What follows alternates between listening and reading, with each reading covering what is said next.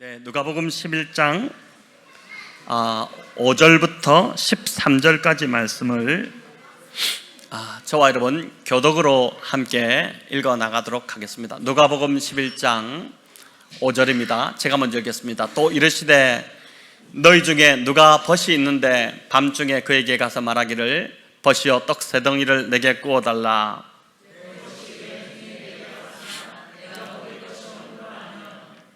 그가 안에서 대답하여 이르되 나를 괴롭게 하지 말라. 문이 이미 닫혔고 아이들이 나와 함께 침실에 누웠으니 일어나 내게 줄 수 없노라 하겠느냐.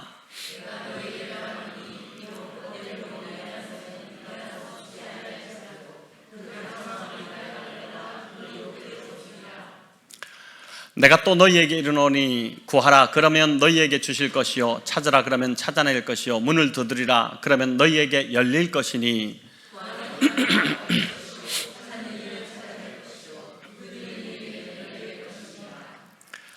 너희 중에 아버지 된 자로서 누가 아들이 생선을 달라는데 생선 대신에 뱀을 주며 함께 읽겠습니다. 너희가 악할지라도 좋은 것을 자식에게 줄 줄 알거든 하물며 너희 하늘 아버지께서 구하는 자에게 성령을 주시지 않겠느냐 하시니라. 아멘. 너무나도 유명한 그 비유의 이야기인데 여러분 이 방금 읽은 본문은 우리 주님께서 제자들에게 주기도문을 가르쳐 주신 후 이어 말씀하신 기도의 비유입니다. 그러니까 누가복음 11장 1절부터 4절까지가 조금 요약본으로 어떻게 볼 수 있는데 주기도문, 마태복음에 나오는 그 주기도문을 좀 요약해서 이제 정리해 놓은 그 내용이 있고 그 이후에 이어 이제 이 비유를 말씀하셨습니다. 11장 1절을 보면 예수님이 기도를 마치시자 제자 중 하나가 이제 주님께 기도를 가르쳐 달라 이렇게 요청을 합니다. 기도는 우리가 이제 성경에서 보듯이 예수님의 삶에서 빼놓을 수 없는 부분이었습니다. 예수님은 이른 아침에 한적한 곳에 가서 이제 기도하기를 즐겨 하셨고 또 때로 밤이 맞도록 기도하셨습니다. 12 제자를 선택하시기 전에도 밤새도록 이제 기도하셨고 또 살펴보았지만 변화산에서도 이제 기도를 하셨습니다. 기도하시다가 깊이 기도하시다가 영광스러운 모습으로 변모가 되셨죠. 제자들은 이런 예수님의 기도의 모습에서 아마 깊은 인상을 받지 않았을까 싶습니다. 기도가 이제 예수님의 삶에서 얼마나 중요한지를 예수님과 함께하는 그 3년을 통해서 그 제자들이 직접 이제 느꼈기 때문에 기도를 가르쳐 달라고 부탁을 한 것입니다. 주님의 평소의 모습을 보고 제자들도 주님처럼 기도를 따라하고 싶었던 것입니다. 자녀들에게 우리가 보여줘야 할 모본도 바로 이런 것이 아닐까 싶습니다. 자녀에게 큐티를 강조하기 전에 큐티 하라 하기 전에 이제 부모인 우리가 먼저 큐티를 열심히 하고 묵상하기를 즐겨 한다면 또 부부가 함께 묵상한 것을 나누기를 참 기뻐한다면 자녀들도 그걸 배우고 싶어 하지 않겠습니까? 케냐의 그 이문미 선교사님이라고 뭐 잘 아실 텐데 이제 이분 같은 경우도 매일 아침 이른 아침에 일어나서 이제 큐티를 늘 좀 길게 이렇게 하시는 분인데 하루는 한 6살쯤이었던 것 같은 그 딸이 이제 와서 엄마 매일 뭐 해? 이렇게 하면서 이제 궁금해서 엄마 큐티 하지? 큐티가 뭐야? 이렇게 하면서 이제 그걸 가르쳐 달라고 해서 그렇게 이제 배워서 이 딸도 이제 큐티를 하는 이제 그런 자녀가 되었다는 것이죠. 이제 매일 아침에 일어나서 엄마가 그 성경 보고 뭘 적고 뭐 기도하고 이런 모습을 보면서 이제 저게 엄마에게 무척 중요한 일이구나 이렇게 생각하고 나도 저거 하고 싶다는 생각에 아이가 이제 큐티를 배우게 되었다는 것입니다. 저와 여러분 부모로서 좀 더 분발하면 좋겠습니다. 예배도 마찬가지입니다. 부모인 우리가 예배의 기쁨이 넘치면 자연스럽게 자녀들도 예배의 기쁨을 알아가기 시작하지 않겠습니까? 오늘처럼 이 자녀와 함께 드리는 이런 예배가 그래서 너무나도 소중한 것이라고 할 수 있습니다. 기도가 주님의 삶에서 빼놓을 수 없었던 것처럼 우리 역시 기도하지 않은 채 신앙생활 할 수 없습니다. 기도 없는 신앙생활은 이건 말이 안 된다고 할 수 있습니다. 우리는 기도를 통해 하나님께 나아가고 기도를 통해 하나님을 의지하고 또 기도를 통해 나의 사정을 아뢰고 기도를 통해 하나님을 점점 더 알아가게 되는 것입니다. 기도를 이제 영적인 영혼의 호흡이다 이렇게 이야기하는데 그 이유도 기도 없이는 우리의 영혼이 살 수 없기 때문입니다. 자, 주님이 이를 잘 아셨기 때문에 이 땅에 오셨을 때도, 이 땅에 계실 때도 늘 기도에 힘쓰시고 기도의 본을 보여주신 것입니다. 기도를 가르쳐 달라는 이 제자들에게 주님은 먼저 주기도문을 가르쳐 주셨습니다. 주기도문은 이제 마태복음 6장에 더 길게 구체적으로 나옵니다. 수년 전에 제가 이제 이 주기도문을 가지고 시리즈로 이제 설교를 했었습니다. 주기도문은 여러 가르침과 의미들이 담겨 있지만 핵심 강조점, 주기도문의 핵심 강조점인데 그건 뭐냐면은 기도가 바로 관계라는 것입니다. 기도는 관계다는 것이 이제 주기도문의 주된 가르침입니다. 예수님은 기도할 때 아버지여로 시작하도록 그렇게 가르쳐 주셨습니다. 우리 11장 2절을 한번 읽어 보겠습니다. 11장 2절 말씀입니다. 예수께서 이르시되 너희는 기도할 때에 이렇게 하라. 아버지여 이름이 거룩히 여김을 받으시오며. 자, 여기 기도의 첫 시작을 이제 아버지를 부르는 것으로 그렇게 시작하라고 하셨죠. 하나님과 우리의 관계가 기도의 기초이고 시작이라는 것입니다. 그런데 이 개념은 당시 이스라엘 사람들에게는 매우 좀 생소한 그런 개념이었습니다. 물론 구약에는 이스라엘이 하나님의 자녀라는 사실, 하나님의 백성, 하나님의 자녀라는 사실이 여러 곳에서 나오지만 그것은 어디까지나 이스라엘 민족이 하나님의 백성이고 자녀라는 그 민족적 개념의 관계였고, 이제 개개인으로서 하나님을 아버지라고 부르는 것, 뭔가 이 거룩하신 하나님에 대한 불경처럼 그렇게 느꼈기 때문에 함부로 하나님의 이름조차 부르지 못했습니다. 주님은 주기도문과 이어지는 이 비유를 통해 이제 지금 오늘 중요한 비유를 우리가 듣고 있는데, 이 비유를 통해 당시 사람들 안에 있던 이런 잘못된 가치를 좀 바로잡고자 하신 것입니다. 주님께서 하나님을 부르는 호칭도 이제 뭐라고 부릅니까? 아바 아버지라고 부르지 않습니까? 이 아바가 우리나라 아람어인데 우리나라로 말하면 이제 아빠죠. 그러니까 아빠 아버지, 아빠 하나님 이런 뜻입니다. 하나님이 얼마나 친밀한 아버지이신지를 우리 주님께서 알려주시고자 이제 호칭도 이렇게 부르신 것이죠. 그래서 주님은 자신뿐만 아니라 제자들에게도 하나님을 아버지라고 부르도록 가르쳐 주셨습니다. 예수님 당시 사람들의 가장 큰 문제는 하나님에 대한 이미지가 이제 많이 왜곡되어 있었다는 것입니다. 율법을 통해 하나님을 바르게 이제 가르쳐 주어야 할 이 바리새인들이, 또 율법학자들이 오히려 율법의 정신을 왜곡했기 때문에 그런 바리새인들의 영향으로 이제 율법을 주신 하나님에 대한 이미지도 왜곡되어 있었던 것입니다. 이 비틀어져 있었던 것이죠. 율법을 바르게 깨닫게 되면 될수록 하나님이 얼마나 사랑이 많으신지를 정말 깨달을 수밖에 없는데, 이 율법의 정신이 왜곡되어 있다 보니까, 율법을 가르치는 자들이 그 통로가 좀 잘못되어 있다 보니까 당시 백성들 안에 하나님에 대한 이미지가 심하게 좀 훼손되어 있고 또 왜곡되어 있었다고 볼 수 있습니다. 하나님은 그저 율법을 주시고, 그리고 그 율법을 지키는지 안 지키는지만 지켜보시는 아주 엄격하고 두려우신 하나님, 그게 이제 백성들 안에 당시 갖고 있던 하나님 이미지였습니다. 자, 그렇게 지켜보다가 율법을 안 지키면은 분노하시고 또 심판하시는 하나님으로 알았으니까 하나님에게서 아버지의 이미지를 생각한다는 것은 이 백성들에게는 상상도 할 수 없었던 일이었던 것이죠. 기도의 핵심이 관계라면 이제 기도를 하는 자가 있고, 이 관계에는 상방이 있어야 되지 않습니까? 기도를 하는 자가 있고 그 기도를 받으시는 분이 계신데, 기도를 받으시는 분의 이미지가 이렇게 무서운 이미지이다 보니까 기도를 잘 할 수 없었던 것이죠. 그러니까 기도의 방법을 몰라서 기도를 못한 것이 아니라 기도의 대상에 대한 이해가 부족했기 때문에 기도의 자리로 잘 나아가지 못하고 있었던 것입니다. 기도의 자리로 나가면 두렵고 뭐 그랬죠. 우리도 처음 믿을 때, 예수님 처음 믿을 때 막 이렇게 기도하러 나왔는데 예배당에 아무도 없고 그러면은 막 뭔가 이렇게 좀 무섭고 이렇지 않습니까? 그러니까 이제 하나님에 대한 이미지가 충만하고 그분의 사랑이 충만하게 느껴지면 혼자 있어도 이제 그것이 전혀 무섭지 않고 하나님의 그 임재가 느껴지고 그렇게 되는데, 그 하나님이 처음에 이제 잘 모르면 그렇게 될 수 있는 것입니다.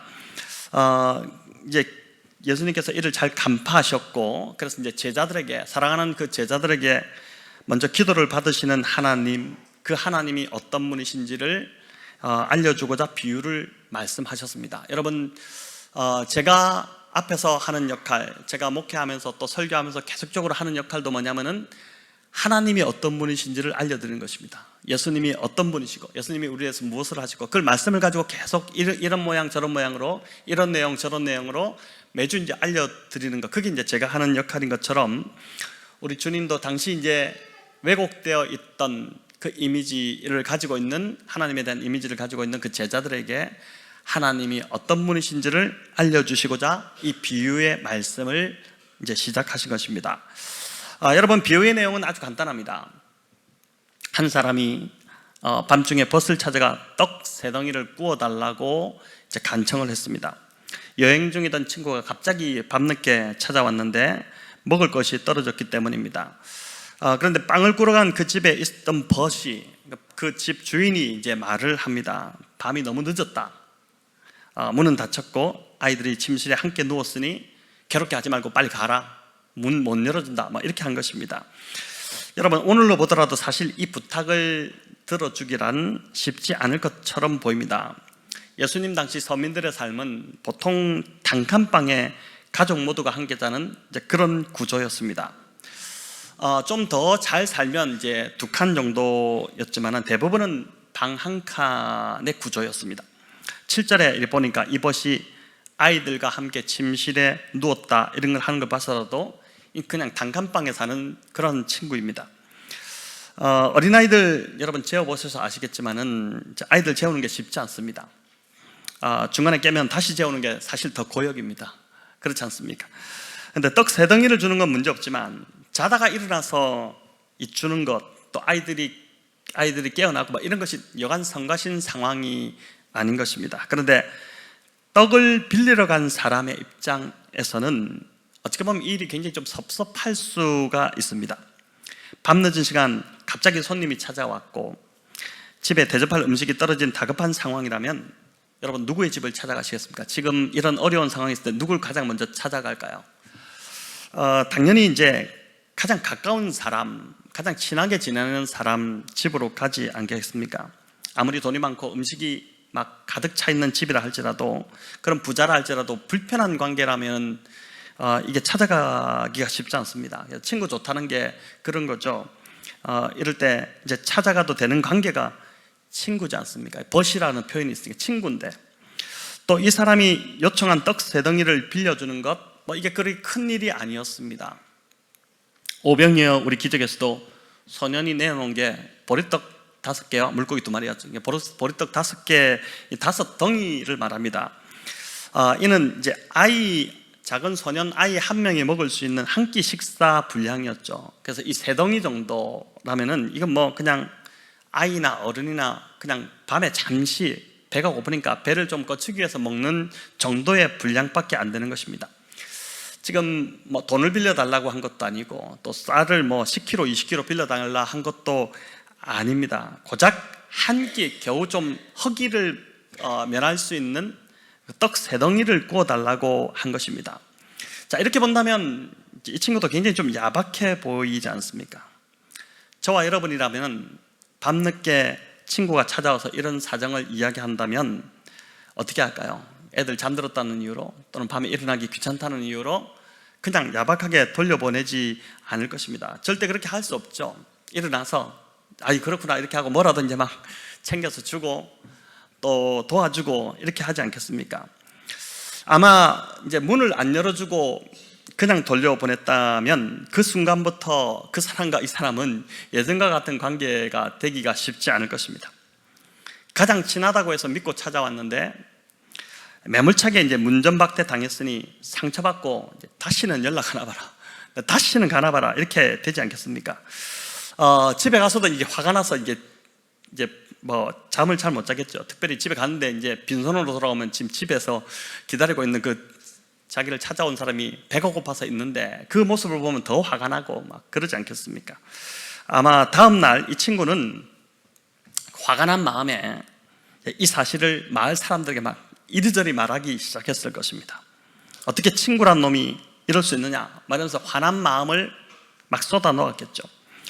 자, 그 이야기를 들은 동네 사람들은 또 이 문전박대한 친구를 어떻게 생각했을까요? 야, 그 사람 그렇게 안 봤는데, 좋게 봤는데 영 아닌가 보네, 뭐 이렇게 하기 시작할 것이고, 어떻게 밤에 도움을 청하러 온 친구를 그렇게 매몰차게 돌려보낼 수가 있는가? 그것도 고작떡 세 덩이 달라는 것이고, 자기가 먹을 것도 아니고 밤늦게 온 손님을 대접하기 위한 것인데, 사람의 도리가 아니다. 그 사람이라고 할 수 있나 그 사람? 이렇게 하면서 이제 막 그 사람에 대해서 또 비난하기 시작할 것입니다.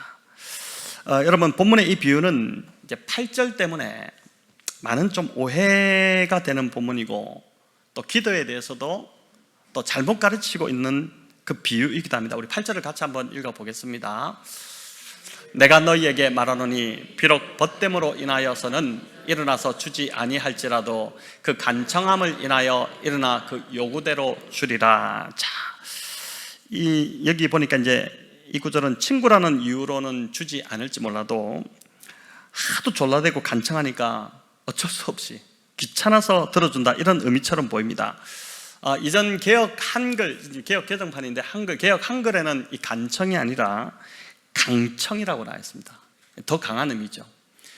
이제 간청한다, 또 간절히 간청은 간절히 요청한다 이런 뜻이고, 강청한다는 건 강하게 요구한다 이런 뜻이지 않습니까? 그래서 우리도 이제 이 간청한다는 단어 때문에 하나님께 끈질기게 매달리면 들어주신다고 그렇게 설교를 많이 들었을 것입니다. 하나님께 무조건 매달리면 여기도 들어주지 않느냐 이렇게 들었을 텐데, 그런데 이런 오해는 이 간청이란 단어를 원문과 좀 다르게 번역을 했기 때문입니다. 이제 간청이라고 되어 있는 이 단어는 이제 헬라어로 아나데이아라는 단어입니다. 아나데이아, 이 단어가 이제 성경에서 유일하게 단 여기에서 한 곳만 사용이 되었습니다. 그래서 이 단어의 정확한 의미를 알기란 사실 쉽지는 않습니다. 그런데 왜 한글 성경에서는 이 아나데이아를 간청 또는 강청이라고 번역을 했을까요? 이 한글 성경이 킹 제임스 버전, KJV라는 그 버전을 흠정역이라고 그러죠. 그 영향을 좀 많이 받았는데, 킹 제임스 버전에 보면은 이 강청이라고 번역이 되어 있습니다. 그렇게 되어 있습니다. 자, 그럼 헬라어의 이 아나데이아의 원뜻, 이 간청하다, 이게 헬라어로 보니까 아나데이아라는 단어인데, 이 뜻이 뭐냐? 이 본래의 뜻은 뭐냐면은 부끄러움, 수치, 또 우리말로 하면은 체면이라는 뜻입니다. 재밌죠? 완전 다른 의미입니다. 그래서 이 8절을 다시 번역하면 친구라서 주지 않을지라도 자신의 체면 때문에 그냥 떡을 내어준다, 이런 뜻이 됩니다. 이해되시겠습니까? 자, 이 해석은 당시 유대의 그 환대 문화로 보더라도 그 알맞은 해석이라고 할 수 있습니다. 유대 문화는 당시 집에 손님이 찾아오면 그 손님은 단지 개인의 손님이 아니라 마을 공동체의 손님이라는 그런 개념을 갖고 있었습니다. 공동체의식이 강하다 보니까 그런 것이죠. 우리의 옛 조상들을 생각해보면 좀 이해가 쉽게 될 수 있는데, 주로 같은 성씨를 가진 일가가 이제 마을을 이루며 살지 않습니까? 집성촌이라고 그러죠.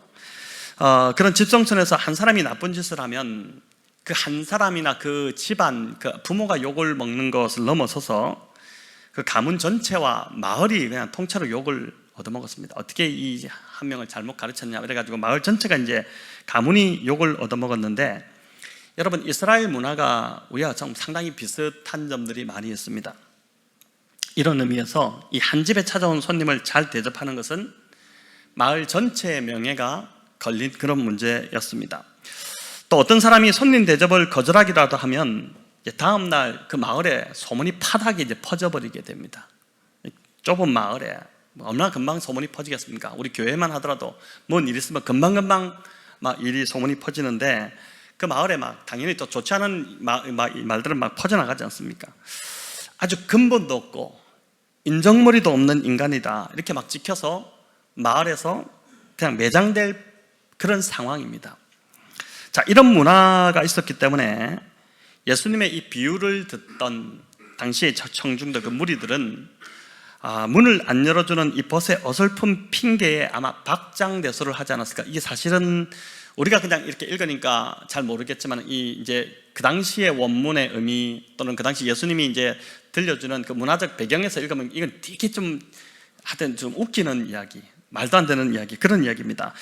예수님이 이런 이웃이 있겠느냐 이렇게 이제 질문을 던지셨을 때 아마 그 자리에 있던 사람들은 막 손사래를 치면서 말도 안 되는 소리다, 그런 사람이 어딨냐 막 이렇게 했을 것입니다.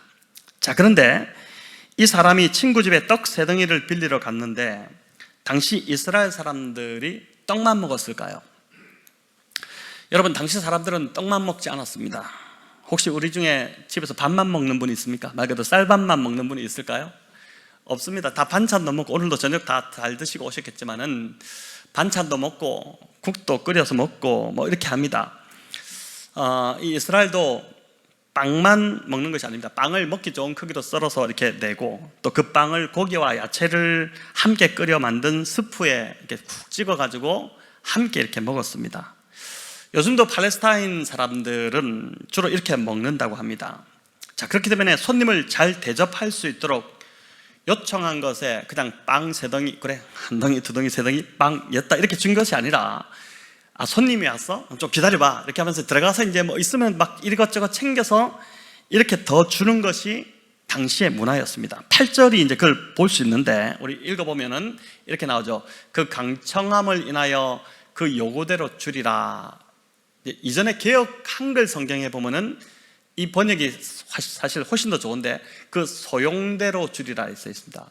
그러니까 그 요구대로 주리라가 아니라 그 소용대로 주리라인데, 이 소용대로 준다는 말은 떡만 주는 것이 아니라 손님 대접에 필요한 것들이 뭔지를 보아서 원하는 것이면 뭐든지 이것저것 다 챙겨준다는 그런 뜻입니다.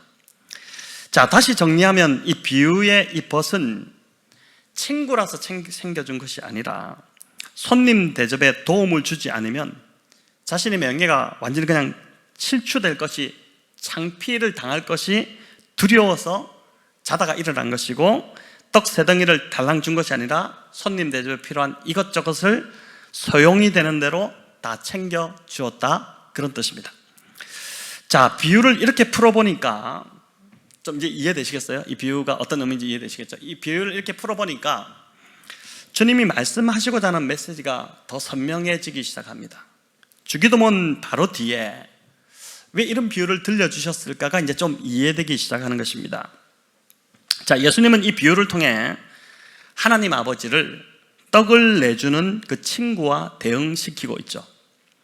이 매몰찬 친구가 여러분 어떻게 하나님과 비교가 되겠습니까? 참, 하나님과 비교하는 것 자체가 이제 그렇게 하면 안 되죠. 근데 예수님은 이 비유에서 비록 달가워하지 않는 친구지만 그런 인간도 자신의 명예를 지키기 위해 필요를 억지라도 들어주는데, 하물며 사랑 많으신 하나님 아버지께서 우리의 소원의 간구를 왜 응답해 주지 않으시겠냐는 것입니다. 하나님께서는 창피를 당하지 않기 위해 들어주시는 그런 수준의 그 하나님이 절대 아니라는 것이죠. 우리를 향하신 하나님의 그 무한하신 사랑 때문에 우리가 구하는 것 그 이상으로 우리의 모든 필요를 다 채워주시며 더 넘치도록 채워주시기를 기뻐하시는 분이 바로 하나님이시다, 그 이야기를 하고자 하는 것입니다. 하나님 아버지가 그런 분이심을 알고 그런 믿음으로 하나님 아버지께 기도하라는 것이죠. 자, 그런데 왜 예수님이 떡을 빌려준 이 친구와 기도에 응답하시는 하나님을 이렇게 연결시켜서 말씀하셨을까? 여러분 궁금하지 않습니까? 왜 이렇게 하셨을까? 이 비유를 제가 곰곰이 좀 묵상하면서 보니까, 제가 아빠 입장에서 저희 집 아이들을 생각해 보니 이 비유가 좀 훨씬 더 이해가 되기 시작했습니다. 여러분, 아빠라는 존재는, 우리 여기 아빠들 다 계시지만은 또 우리 아까 전에도 앞에서 아이들 이제 막 하니까 이 아빠들이 막 눈이 동그래져서 커져가지고 막 보기 시작하는데, 저도 막 항상 자기 아이만 보이지 않습니까? 더 크게 보이고. 근데 이제 아빠는 아빠도 되지만, 아빠라는 존재는 아빠도 되지만 친구도 되는 묘한 관계입니다. 그렇죠? 부자 관계, 부녀 관계가 되기도 하지만은 우정의 관계도 되는 것이 아빠입니다. 제가 아이를 좀 늦게 낳다 보니 이제 큰애를 43세, 또 둘째를 47에 이제 봤습니다. 저와 40년 이상 차이 나는 사람들 중에 저에게 유일하게 반말하고 또 때로 함부로 대하는 사람은 전 세계에서 저희 집 아이들 딱 그 둘밖에 없습니다. 여러분, 나이가 아무리 차이 나도 아빠는 아빠이자 친구같이 편한 존재입니다. 때로 아이들과 함께 이상한 표정 짓기 놀이도 하고, 제가 집에서 막 그렇게 하거든요. 또 신나는 일이 있으면 함께 뛰기도 하고 춤추기도 하고 막 그렇게 합니다. 그래도 전혀 부끄럽지 않은 관계가 바로 아빠와 자녀의 관계, 그 관계입니다. 그러나 때로는 아주 높은 산같이 신뢰하는 대상이며 언제든 필요를 스스럼 없이 이제 말해도 되는 대상, 전혀 그렇게 말해도 부담이 없는 대상이 바로 이 아빠입니다. 그래서 이 비유는 저와 여러분이 하나님을 아버지라고 부르기는 하지만 과연 하나님을 정말 아빠처럼 대하고 있는가를 우리에게 질문합니다. 나와 하나님의 관계가, 여러분 기도할 때 아버지 이렇게 뭐 기도하잖아요. 근데 이게 막 습관처럼 그냥 이렇게 나오기도 하는데, 정말 나와 하나님의 관계가 이렇게 정말 친밀한 관계, 허물 없이 언제든 나아가 구해도 되는, 마치 내가 내 자녀와의 관계처럼 그런 관계인지를 주님이 이 비유를 들려주면서 우리에게 묻고 있는 것입니다. 오늘 이 말씀을 듣는 저와 여러분에게 주님이 물어보시는 것이죠. 아이들은 뭐든지 엄마 아빠부터 부릅니다. 엄마 아빠라는 말을 얼마나 많이 하는지 모릅니다. 엄마 아빠 막 이렇게 부르죠. 아파도 목말라도 또 물 달라고 하기도 하고, 또 무서운 꿈을 꿔도, 배가 고파도 배가 아파도 필요가 있을 때마다 이제 고민하지 않고 즉각적으로 엄마 아빠를 부릅니다. 부르면 다 해결되기 때문입니다. 엄마 아빠가 응답이 없으면 어떻게 합니까? 응답할 때까지 부릅니다. 누가 이기나 보자 이렇게 하면서 이제 아이들 계속 부르죠. 그 애타는 소리를 듣고 모른 척하고 자는 척하는 부모는 없습니다. 다 그냥 일어나서 반응합니다. 이 비유의 친구는 자기 체면 때문에 부끄러움 당하지 않기 위해서 그렇게 반응했지만, 부모는 자녀를 사랑하기 때문에 즉시 반응합니다. 이게 부모 자식 간의 관계이고, 하나님 아버지와 우리와의 관계, 하나님 아버지와 저와의, 하나님 아버지와 우리 성도님들 간의 관계라는 것입니다. 자, 그래서 이런 관계를 알았던 베드로 사도는 이렇게 말씀을 했습니다. 우리 같이 읽어보겠습니다. 너희 염려를 다 주께 맡기라. 이는 그가 너희를 돌보심이라. 자, 여기 너희 염려를 주께 맡기라 이렇게 하는데, 이 단어가 재밌습니다. 여기 맡기다라는 단어는 위를 향해 던져버리라 이런 뜻입니다. 너희 염려를 위를 향해 던져버리라. 그 위가 누굴까요? 하나님이죠. 하나님께 던져버리라 이런 뜻입니다. 그러면은 그가 너희를 돌보신다 이렇게 하는데, 이 돌보신다 이전 개역 한글을 보면은 너희를 뭐라고 합니까? 권고하심이라 그렇게 나오죠. 근데 이 뜻도 원어를 보니까 깊은 관심을 갖고 계시다 이런 뜻입니다. 참 위로가 되죠. 하나님이 우리에게 깊은 관심을 갖고 계시다는 것입니다. 여러분, 하나님 아버지께서 절대 저와 여러분에게 무관심하지 않다는 것을 믿으시기를 바랍니다. 나는 별로 관심이 없으신 것 같다, 나는 사랑하지도 않는 것 같다, 절대 그렇지 않습니다. 깊은 관심을 가지시고 세밀하게 우리를 살피시는 분, 그리고 우리를 돌보시는 분이 하나님 아버지시라는 것입니다. 여러분께서 응답이 더디더라도 나의 삶을 살피시고 나에게 가장 좋은 것을 주시기 위해 기다리시는, 함께 옆에 계시는, 좋은 것을 그냥 막 주면 아이들 안 되잖아요. 아이들은 뭐든지 그냥 욕구대로 요청하지만 그걸 다 들어주면 부모는 그 나쁜 부모죠. 늘 가려서 아이에게 필요한 것을 그때에 맞게끔 가장 좋은 것을 가장 좋은 때에 주는 그 대상이 이제 부모인데, 하나님이 그런 분이심을 믿고 어린아이들처럼 뭐든지 다 맡겨드리고 또 하나님 주실 줄을 믿고 기다리라는 것입니다. 여러분, 그런데 우리가 기도할 때 이런 사소한 것까지 기도해도 되나 이런 생각을 한 번씩 하시죠. 기도하다가 이것까지 좀 그렇지 않나, 하나님께 이거 너무 하나님을 함부로 대하는 게 아닌가, 함부로 가볍게 대하는 게 아닐까, 뭐 이렇게 생각할 수도 있습니다. 근데 본문의 비유에서 비유를 가만히 또 보니까 벗에게 요청한 것이 대단히 거창한 것이 아닙니다. 뭡니까? 고작 떡 3덩입니다. 아주 사소한 것, 아주 사소한 요구였지 않습니까? 그러니까 이제 우리가 하나님 앞에 요구하는 것들이 사실 다 사소한 요구, 또 아주 사소한 것까지도 해도 된다는 것이죠. 바울은 빌립보 교회랑에서 그래서 이렇게 말씀합니다. 읽어보겠습니다. 아무것도 염려하지 말고 다만 모든 일에 기도와 간구로 너희 구할 것을 감사함으로 하나님께 하리라. 여기 보니까 여기 모든 일에 이렇게 하죠. 다만 모든 일에. 여러분, 이 모든 일은 말 그대로 모든 일입니다. 사소한 일이나 심각한 일이나 또 큰 일이나 작은 일이나 모든 일을 아뢰라는 것입니다. 주님은 왜 이렇게 시시콜콜한 것까지 다 일일이 기도하라고 하셨을까요? 다 아뢰라고 하셨을까요? 모든 것 다 아뢰라고 하셨을까요?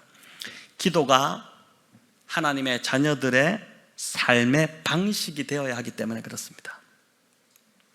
마치 자녀들이 그들의 필요를 늘 엄마 아빠에게 말하고 늘 말하죠. 저희 집 아이들, 저희 2딸도 보니까 늘 이야기가 요즘 너무 많아져가지고 그걸 들어주는 게 너무 고역이기도 한데, 그러니까 이제 그렇게 막 말하는데, 그렇게 말하면 도움을 받으며 살아가듯이 하나님의 자녀인 저와 여러분도 내 힘, 내 능력 의지하는 것이 아니라 시시콜콜한 것 하나까지도 하나님께 아뢰고 그분의 돌보심을 받으면서 살아가야 한다는 것입니다. 자, 이렇게 될 때 우리는 하나님과 더 깊고 친밀한 관계로 들어갈 수 있게 된다는 것이죠. 자, 그래서 주님은 구하라고 하고 또 찾으라고 하고 문을 두드리라고 말씀합니다. 우리 9절 10절을 같이 읽어보겠습니다. 내가 또 너희에게 이르노니 구하라 그러면 너희에게 주실 것이요 찾으라 그러면 찾을 것이요 문을 두드리라 그러면 너희에게 열릴 것이니 구하는 이마다 받을 것이요 찾는 이가 찾을 것이요 두드리는 이에게 열릴 것이니라. 아멘. 자, 이는 보니까 현재형으로 되어 있습니다. 현재형은 말 그대로 한 번만 구하라 이게 아니라 계속해서 구하라는 것입니다. 한 번만 구하고 한 번만 찾아보고 한 번만 문을 두드려보는 것이 아니죠. 계속 구하고 찾고 문을 두드리는 삶을 살라는 것입니다. 영어로 보면 이제 이렇게 돼 있죠. 이제 keep on asking, keep on seeking, keep on knocking. 이 말이 참 좋지 않습니까?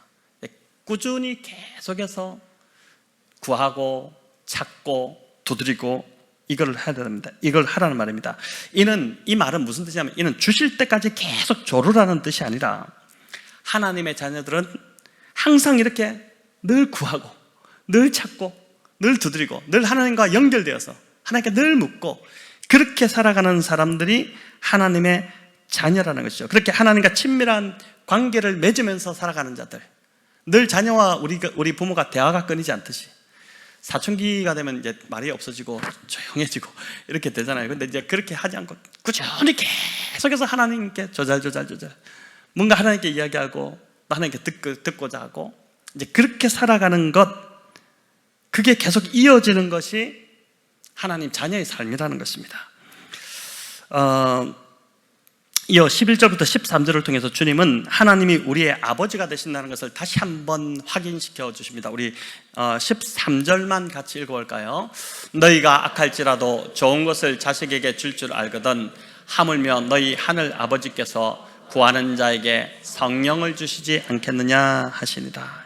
여기 하물며가 중요한데, 죄인인 우리들이 여러분 무슨 자격이 있어서 또 무슨 낯짝으로 하나님께 떳떳이 구할 수 있겠습니까? 그런 생각 안 들까요? 기도하러 나왔을 때 저도 어떨 때는 참 이거 구하기가 너무 민망스럽고 죄송스럽고 내가 어떻게 이런 말 구할 자격이나 되나 뭐 이런 이제 생각이 들 때가 있습니다. 그런데 주님은 구하라고 하죠. 왜냐하면 하나님이 정말 기꺼이 기쁨으로 저와 여러분의 하늘 아버지가 되어 주신다는 것입니다. 그렇기 때문에 구하라는 것입니다. 여러분, 오늘 이 본문이 엊그제 이제 수요일 우리 큐티 본문이었지 않습니까? 그날 저녁에 저희 집에서 이제 저희 아이들과 함께 이 본문으로 식탁에 4명이 이렇게 앉아서 나눔을 하는데, 저희 아내가 이제 아이들에게 이렇게 물어보았어요. 야, 니네 할머니 할아버지가 용돈을 많이 주시니 아니면 엄마 아빠가 용돈을 많이 주시는 거냐? 이렇게 물으니까 애들이 즉각적으로 대답하는 게 당연히 할아버지 할머니지 이렇게 이제 얘기를 하는 거예요. 그래서 아내가 이제 다시 물었죠. 그럼 용돈을 많이 주시는 할머니 할아버지에게 요구하는 것이 편하니 아니면은 용돈을 거의 잘 안 주는 엄마 아빠에게 요구하는 것이 편안히 이렇게 물으니까 아이들이 뭐라고 대답했겠습니까? 당연히 엄마 아빠지. 그 당연한 거 아니겠습니까?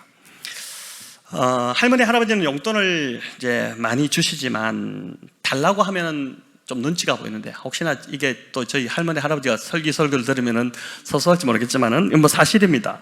엄마 아빠는 그런 것 없이 그냥 필요하면 언제든지 이야기한다는 것입니다. 염치도 없고 체면도 없어요. 뭐 그런 거 없죠. 그냥 엄마 아빠기 때문에 뭐든지 지가 잘못해놓고도 좀 이따 와가지고 또 요구하고 달라고 하고 가관입니다, 한마디로. 여러분, 하나님 아버지가 저와 여러분에게 이런 대상이 될 때, 오늘 이 비유에서 보니까 우리의 삶이 참 많은 변화가 있겠다는 생각이 들지 않습니까? 우리 삶이 굉장히 좀 부요해지겠다는 생각이 들지 않습니까? 오늘 이 밤에 우리가 이 진리를 좀 붙잡고 하나님 아버지께 나아가서 여태까지 좀 구하지 못했던 것, 체면 차리지 마시고, 체면이 제일 문제인 것 같아요. 우리나라도 체면 문화가 제일 문제인데, 그런 거 따지지 말고 그냥 정말 하나님 앞에 어린아이처럼 이 밤에 좀 구해보는 시간을 가져보면 좋겠습니다. 마지막으로 한 가지 더, 하늘 아버지께서 구하는 자에게 성령을 주신다 이렇게 나옵니다. 여러분, 마태복음 7장에 보면 이제 너희 아버지께서 좀 다르게 표현했는데 좋은 것을 주신다 이렇게 나옵니다. 너희 하늘 아버지께서 좋은 것을 주신다. 누가복음에는 성령을 주신다. 그러니까 하나님 아버지께서 우리에게 주시는 가장 좋은 것이 뭐라고요? 성령이라는 것이죠. 왜 성령이 하나님 주시는 가장 좋은 것일까요? 구하는 너에게 승진을 하게 하신다. 구하는 너에게 합격을 주신다. 또 구하는 너에게 좋은 집, 더 좋은 집을 주신다. 아니면 구하는 너에게 무슨 돈벼락 같은 것을 주신다. 뭐 이러면은 그게 우리는 더 좋은 선물일 것 같은데, 왜 별로 와닿지 않는 성령을 주신다? 지금 혹시 이제 성령을 주신다니까 그게 뭐 별로 성령을 주시면 뭐 그게 뭐 이런 생각이 들지 않습니까? 여러분, 왜 성령을 주신다고 했을까요? 혹시 묵상해 보지 않으셨나요? 그날 큐티 하시면서 이 본문 왜 성령을 주신다고 했을까? 이거 묵상해 보지 않으셨나요? 큐티를 제대로 하지 않으시는군요. 네. 여러분, 왜 성령일까? 하나님의 자녀로 거듭나는 일은 성령으로 말미암지 않고는 절대 일어나지 않는 일이기 때문에 그런 것입니다.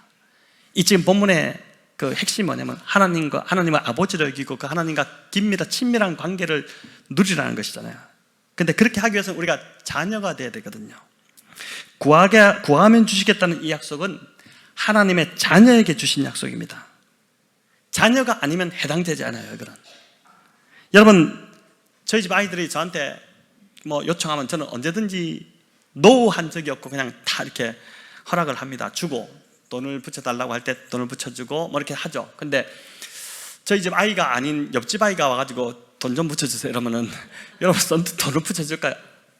붙여줄 리가 없죠. 그렇지 않겠습니까?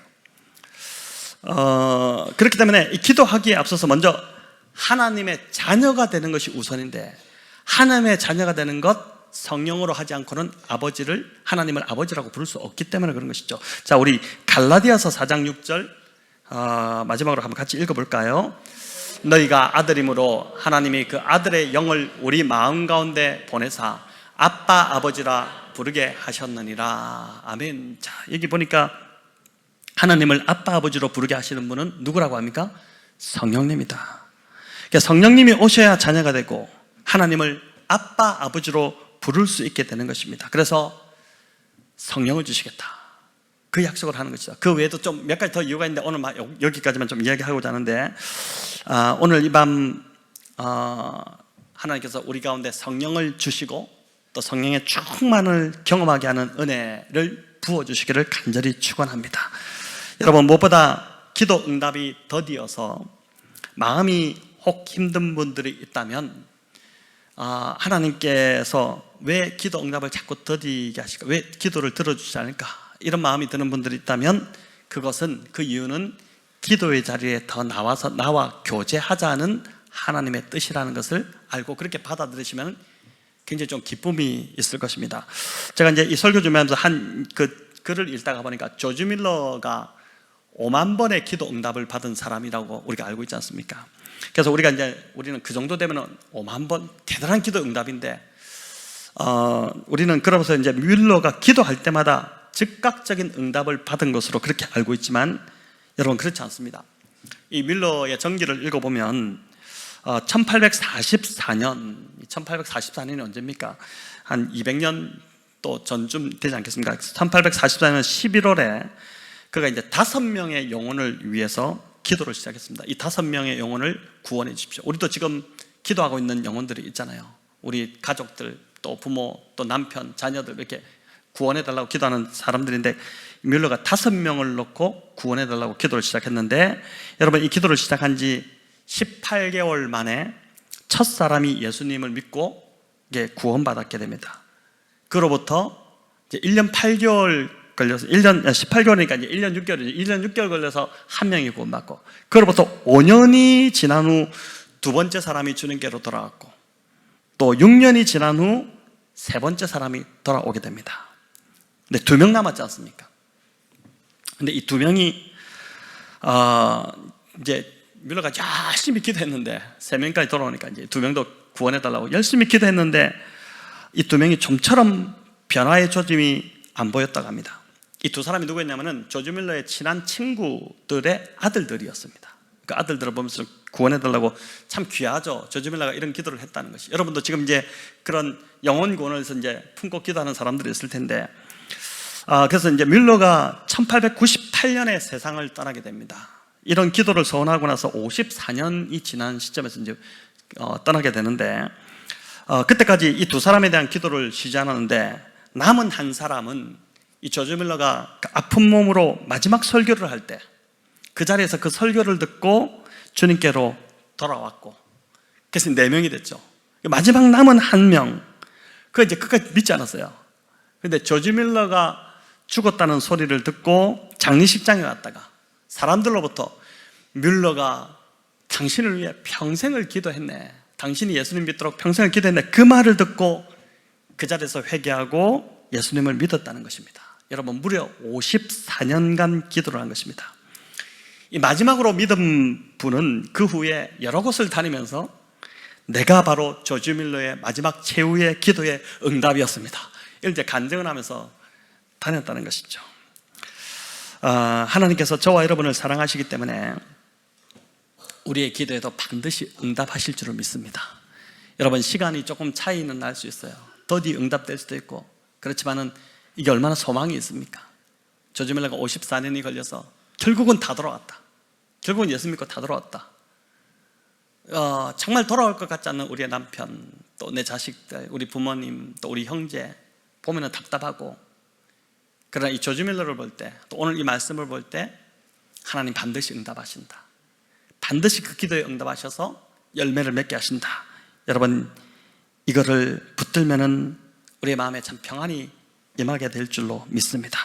이 믿음을 가지고 여러분 오늘 밤에 오늘 막 보니까 이제 여러 가지 순서 때문에 좀 길어지기도 했지만 그러나 빨리 일어나지 마시고 정말 오늘 이 기도를 가지고 하나님을 정말 아빠, 아버지라고 아버지 이렇게 부르면서 기도의 자리로 나가서 구하고 찾고 두드리며 기도하시는 우리 성도님들 다 되시기를 우리 주님의 이름으로 축원합니다.